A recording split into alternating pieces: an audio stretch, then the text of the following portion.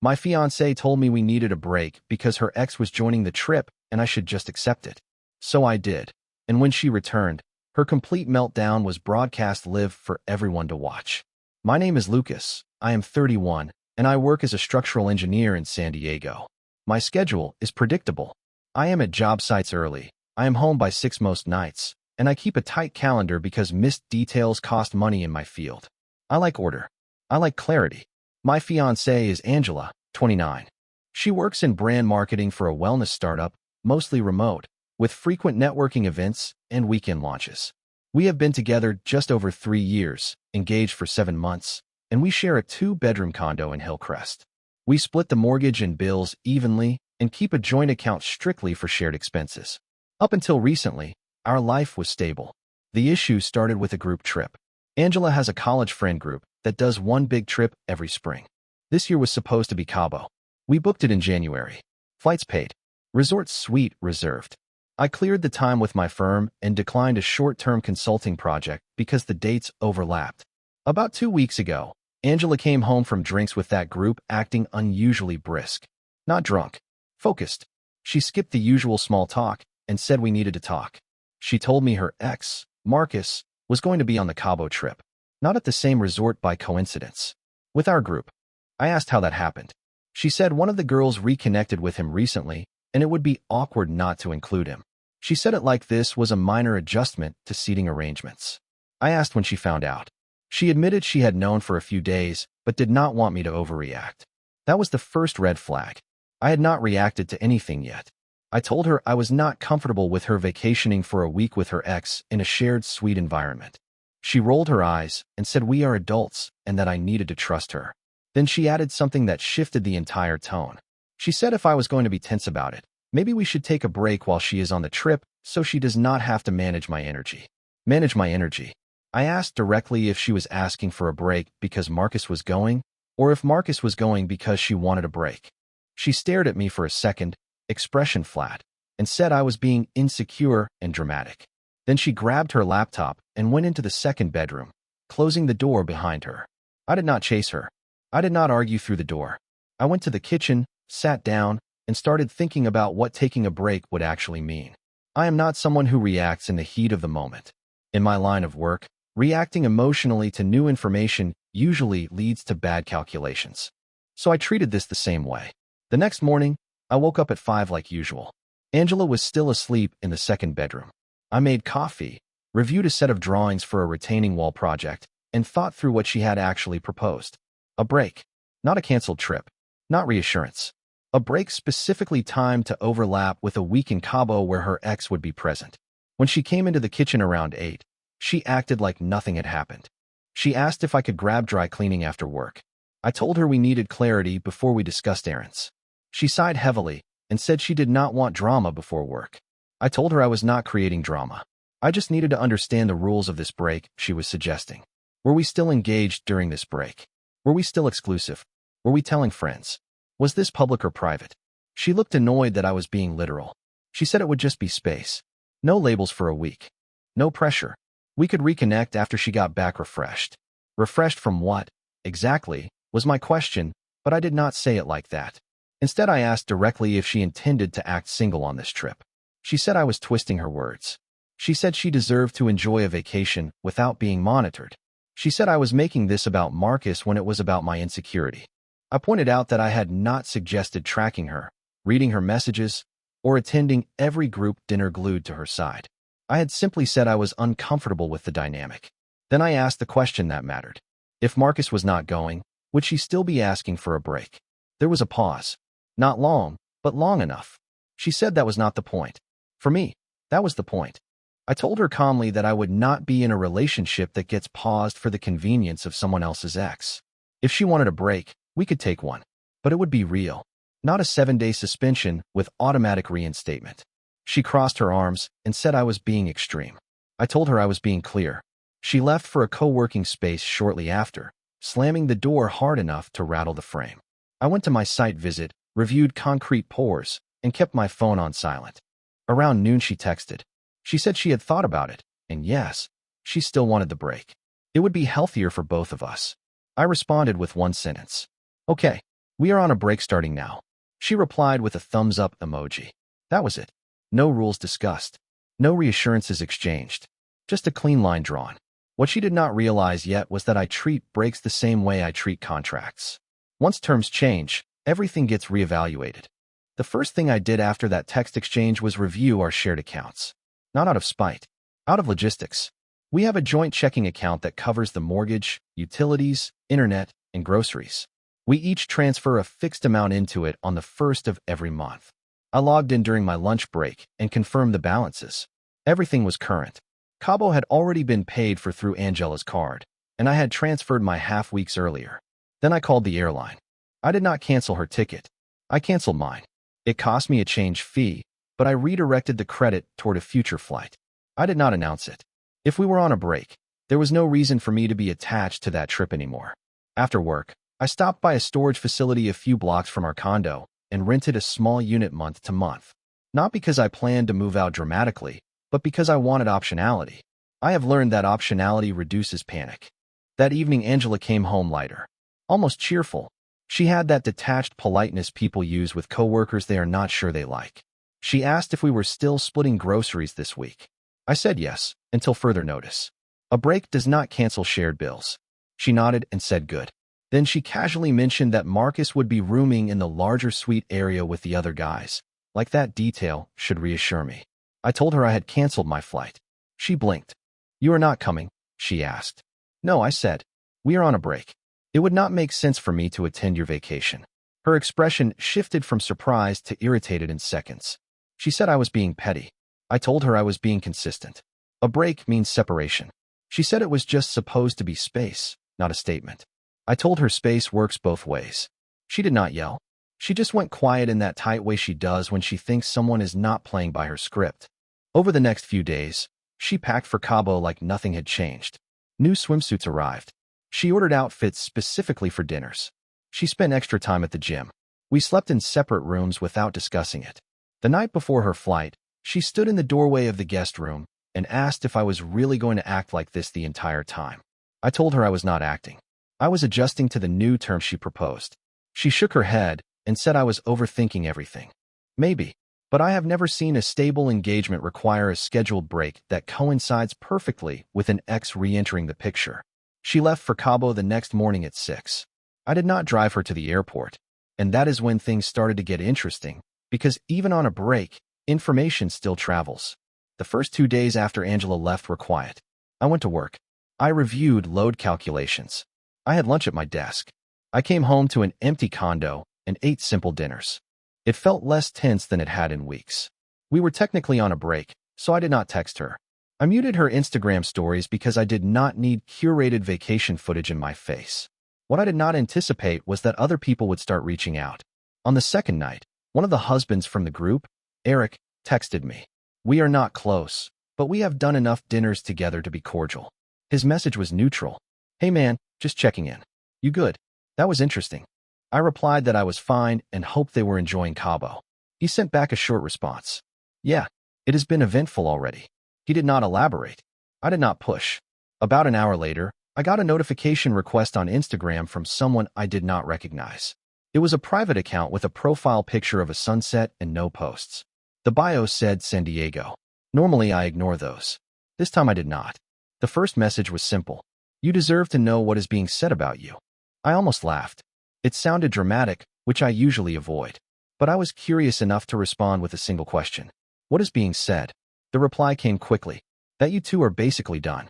That the break is mutual and you are both seeing other people." Seeing other people. That phrasing stood out because I had not seen anyone. I had been at work and then home. I asked who was saying that. The account responded with a screenshot. It was from a group story at the resort bar. Angela was in the background, laughing, drink in hand. The caption from one of the girls read "Fresh Start Energy." Underneath, someone had commented "Finally." Finally. I did not feel angry. I felt clear. If the narrative in Cabo was that our engagement was effectively over, then my next steps needed to reflect that reality. I thanked the anonymous account for the information and did not ask for more. I did not confront Angela. We were on a break. She was free to present herself however she wanted. But I am not someone who leaves my reputation to be shaped by someone else's version. That night, I opened my laptop and drafted an email. Not to her. To everyone who had received our save the date notice. I did not send it yet, but I wrote it. I did not send the email that night. I reread it 3 times and then saved it in drafts. It was short and factual. It said that due to a change in circumstances, the engagement was under review and the wedding plans were paused indefinitely. No blame. No details. Just clarity. Before doing anything irreversible, I wanted more data. The next morning, I went to work as usual. Around 10, Eric texted again. You might want to check the tagged photos from last night. I had muted Angela's stories, but I had not muted tags. There were 3 new posts from different accounts at the resort rooftop bar. In 2 of them, Angela was sitting very close to Marcus. Not accidentally close. Intentionally angled. In one clip, he had his arm around the back of her chair, his hand resting near her shoulder. It was subtle enough to defend, obvious enough to interpret. The caption on one photo said reunited cruise hit different. Angela had liked it. Still, that alone was not proof of anything physical. It was proof of optics.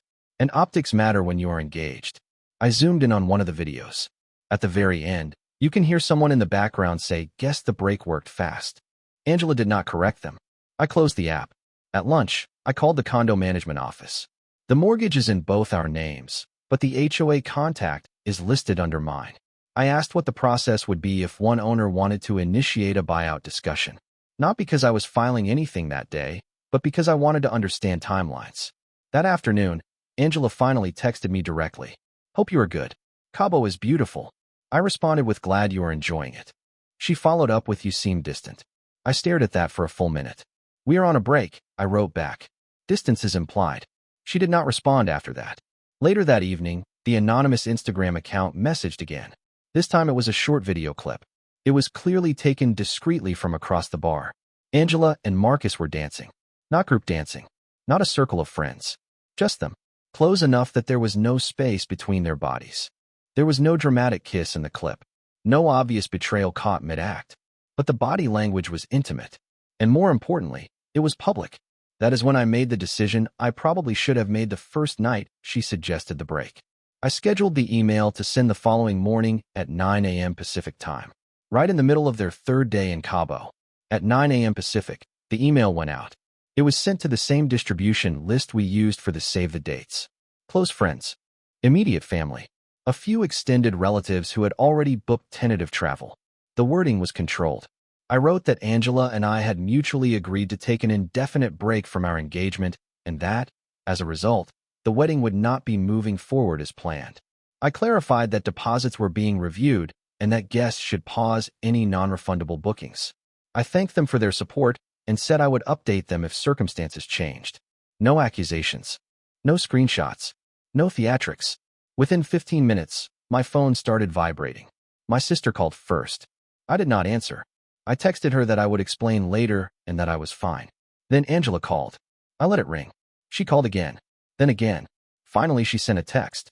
"What did you just send?" I replied with exactly what I had sent. A pause notice. She responded almost immediately. "Are you insane?" I told her no. I was aligning public information with current reality. We were on a break. The engagement was not stable. It would be irresponsible to keep people planning around a wedding that might not happen. 3 dots appeared and disappeared several times before she sent a longer message. "You are humiliating me." That word stood out. Not "you are hurting me." Not "we should talk." Humiliating. I asked how. She said people in Cabo were already texting her asking what was going on. She said I blindsided her. I reminded her that she had initiated the break and publicly positioned herself as single enough for people to comment finally under photos. There was a long pause. Then she called again. This time I answered. Her voice was tight and elevated. She said I was overreacting to harmless fun. She said nothing had happened. She said I was sabotaging us out of insecurity. I asked one question. "Did you tell people we were done?" She hesitated. She said she might have said we were figuring things out. I told her that matches what I communicated. She started crying then, but it did not sound like regret. It sounded like loss of control. In the background, I could hear music and voices. Someone asked if she was okay. She snapped at them to give her space. Then she said something I did not expect. She said Marcus was confused now. That was the first time she mentioned his reaction as relevant. I told her that her managing Marcus's confusion was not my responsibility. She hung up on me. 10 minutes later, The anonymous Instagram account sent one final message. It said you might want to check the resort's live feed tonight. Apparently, the rooftop bar streams certain events. I did not respond, but I did make a note of the time difference between San Diego and Cabo, because if there was going to be a meltdown, I wanted to see it with my own eyes. That night, I opened the resort's public live stream about 10 minutes before the rooftop event was scheduled to start. It felt detached, almost clinical. I had my laptop on the kitchen counter, volume low, lights off in the condo. San Diego was quiet. Cabo was not. The camera was fixed near the bar, angled toward a small DJ booth and a section of lounge seating. People filtered in slowly. I recognized a few faces from past dinners. Then I saw Angela. She was dressed differently than the previous nights. Not casual, intentional. She was holding a drink and talking animatedly to one of the girls. Marcus was a few feet away. At first, nothing happened. Just music and people moving around. Then her phone buzzed. Even from a distance, I could see her expression change. She stepped aside, opened something, and froze. Within seconds, two of the girls crowded around her. One of them grabbed her arm. I knew exactly what she was reading. My sister had texted her. I had warned my family I would explain later, but I had not told them to stay silent. Angela's face went from confusion to anger quickly. She started talking fast. Marcus approached. She showed him her phone. He read it. His reaction was not supportive. It was irritated. I could not hear them clearly over the music, but body language does not require subtitles. He stepped back. She stepped closer. He shook his head. Then it escalated. Angela raised her voice. Heads turned. One of the guys tried to calm her down. She pulled her arm away. Marcus said something short and sharp. She threw her hand up like she was dismissing him. And then she did something that made the entire rooftop stare. She pointed at him and started crying. Not quiet tears. Full, visible breakdown.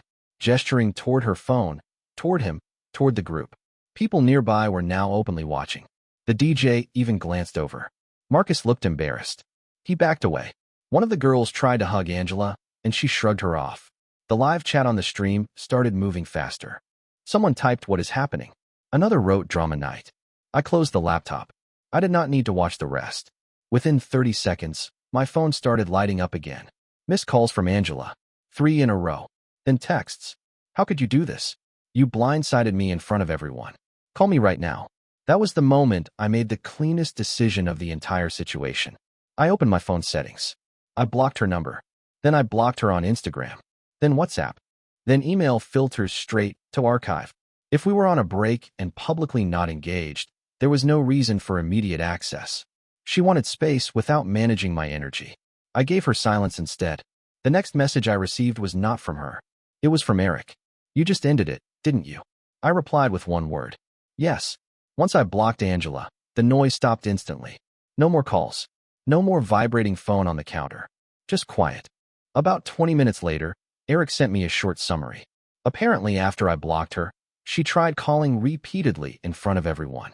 When it would not go through, she accused Marcus of encouraging me to send the email. That made no sense, and the group knew it. Marcus denied it. He told her he did not sign up for this kind of chaos. According to Eric, he said he thought she was basically single. That detail mattered.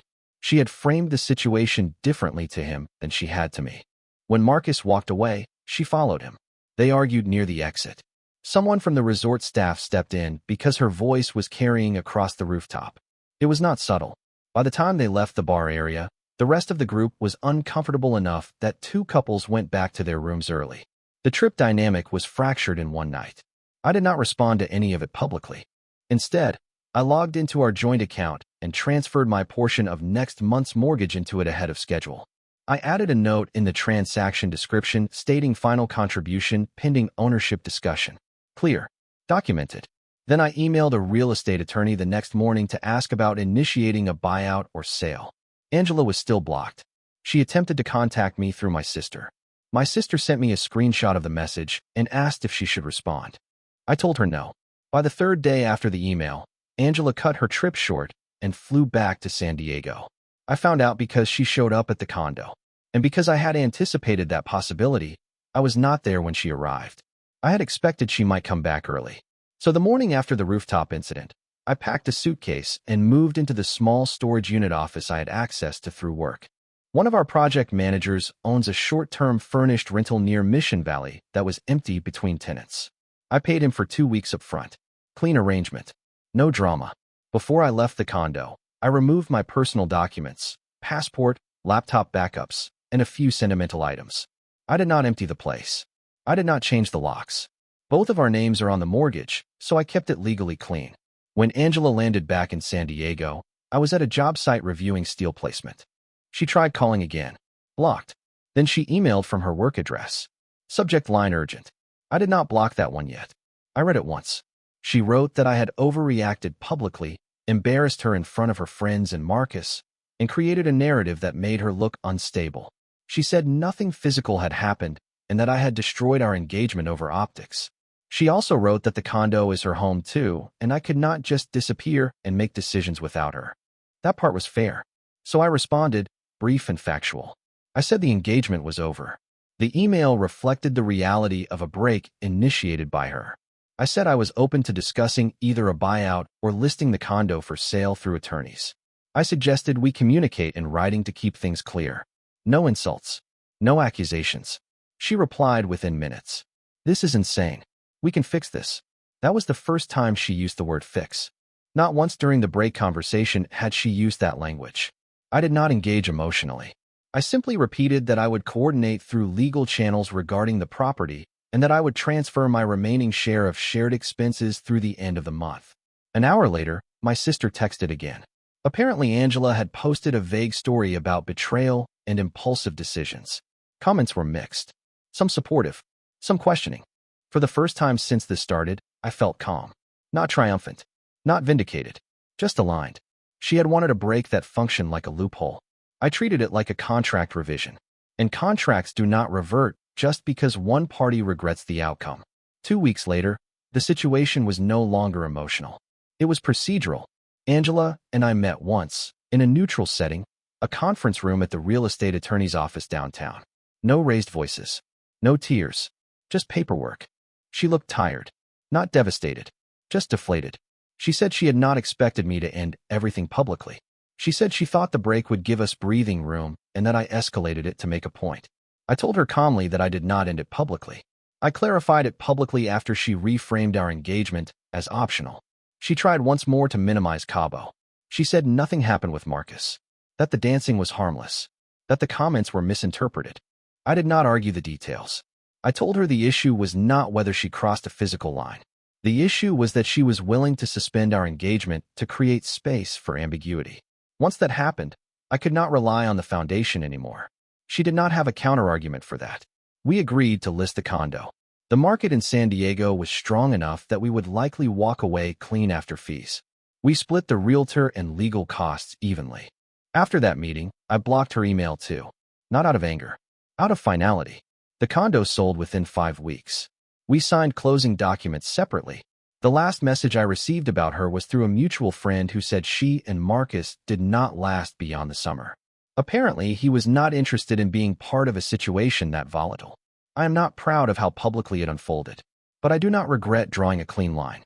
If someone tells you they need a break specifically when an ex re-enters the picture, that is not confusion. That is preference testing. She tested the alternative. I removed myself from the equation. And the meltdown everyone saw was not because I embarrassed her. It was because the safety net she assumed would still be there was gone.